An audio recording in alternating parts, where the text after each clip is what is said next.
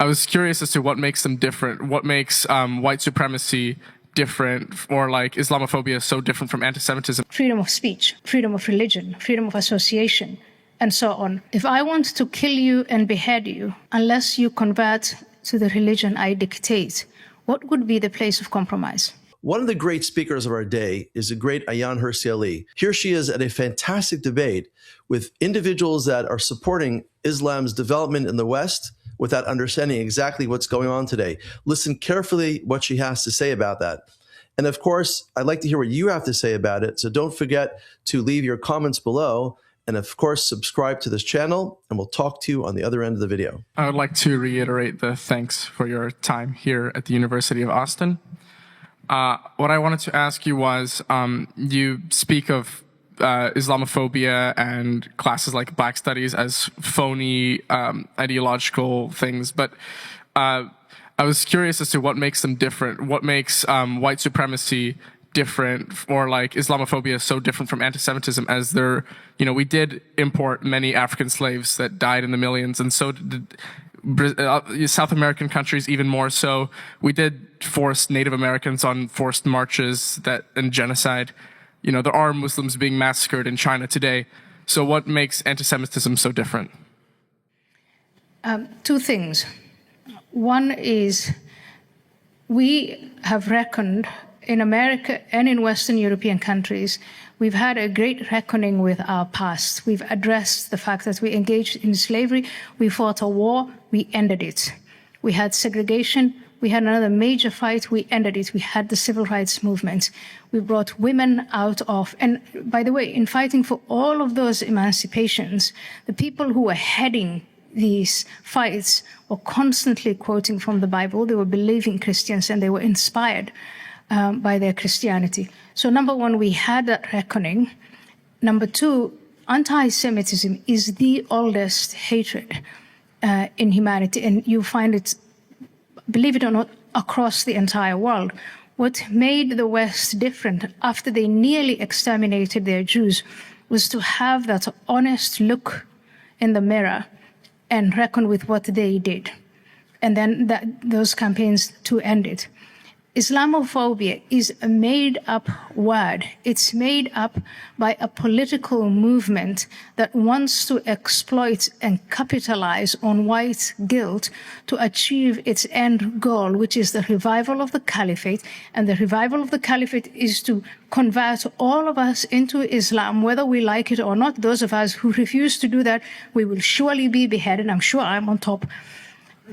And that is their end goal. And so they're exploiting these Western part of subversion. This is just a guest speech, but I wish that at some point someone here could start a lecture series on subversion, on active measures, on asymmetric warfare. That would get you interested in what it is that the Islamists are doing and how they've become so successful against these great nations with this incredible military and economic structures, and yet the Islamists are winning. Islam is spreading. They're doing better today than they were doing in 2001 after they hit us and we invaded Afghanistan. They've got Afghanistan back. They have Iraq back. They have Syria. And these Muslim governments are they're shaking in their boots. They're worried about what could happen to them because of the Islamist movement, and that's why the Islamist movement came here. And they're exploiting principles like freedom of speech, freedom of religion, freedom of association, and so on. And of course, these progressive movements that we have here, we've got to understand that, and we've got to become really creative in finding a way of preserving our principles. I don't want to give up on the freedom of speech, but on the other hand, on beating the Islamists at their game. Is there room for compromise between principles?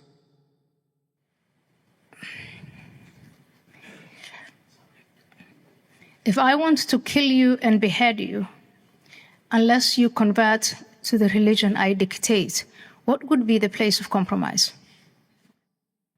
Well, I would not mind converting, as I myself am an agnostic, so have no faith, have no established faith. However, I understand that some people would not share that vision. So, let's play with this thought for a while. there's a time and a place for everything. And for some of the people, say in places like Africa, we don't talk about this, but Islamists are active in Africa and violently so. If you're a Christian in Egypt or a Hindu in parts of Pakistan, and you have someone looking at you and saying, you'll either lose your head or you convert to Islam, it makes sense to consider converting to Islam. But here today, for us to have the attitude of, well, we'll see what happens, and if we get to that point, I'll just convert, I will say, are you sure? Maybe you want to get educated on what would happen once you convert. What would your life be like, and the life of your sisters and women? What would they do to the Jews? He has said, this man, I repeat it, he said they're bacteria and they're microbes. And in the video that I showed you, they made it very clear it has nothing to do with Palestine. It has everything to do with them being Jewish. So they are going to annihilate the Jews. Will you stand by and watch that? Maybe I should give introduction to Islam and Islamism as a lecture series, and once you understand what it's all about, you might develop a backbone.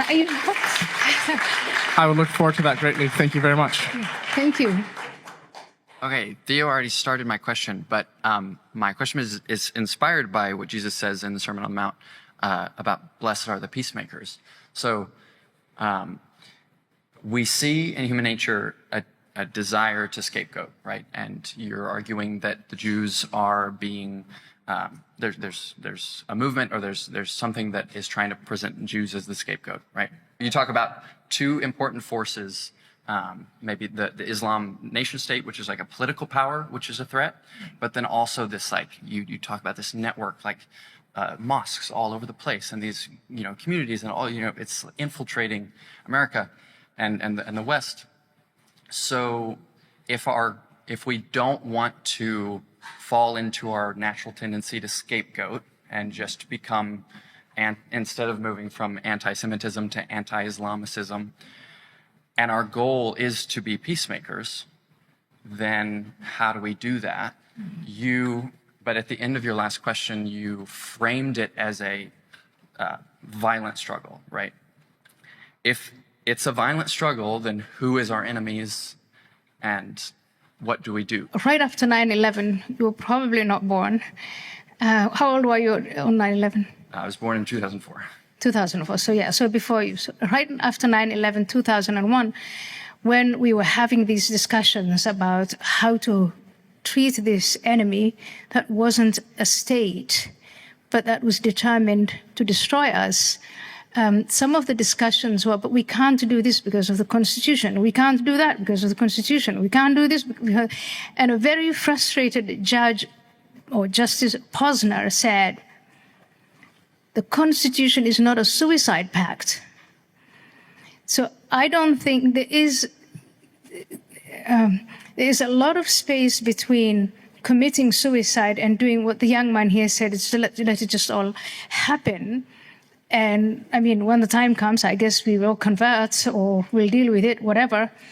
And really looking at and studying openly, which we haven't been able to do because we've been self-censoring. And I gave you that list of all the different ways in which we underestimated the Islamist movement. But if we were to estimate it the right way, I will say in our history in America, it's not the first time that we are fighting an ideology that wants to destroy us. Communism, just the other day, not so long ago, most of us lived through it. And you call it a Cold War here, but in Africa and in other parts of the world, it wasn't cold, it was hot.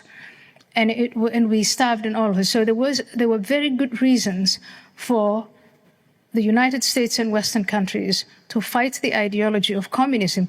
And they developed a number of, I'd say, tools to recognize it when it's applying internal subversive methods and when it's coming from an external position. And we can reapply those, but we do have to identify Islamism and Islamists as the enemy that they are, and give them the full respect. You asked me to identify, and you asked me to define what is an enemy. It's a force that wants to destroy you. How do I know that? In this infrastructure of mosques and madrasas and Islamic centers, etc., they say it explicitly. So there is something about don't listen to me, don't listen to the analysts with PhDs and the like. Listen to them and what they say and take it at their word.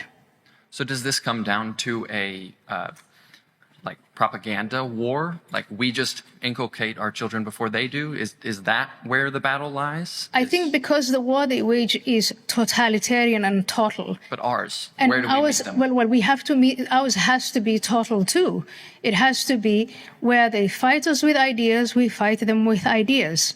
Where they fight us with subversive means, we recognize that and we dismantle this infrastructure and kick them out of the country. We have those tools. We have these possibilities. We can't just let them spread.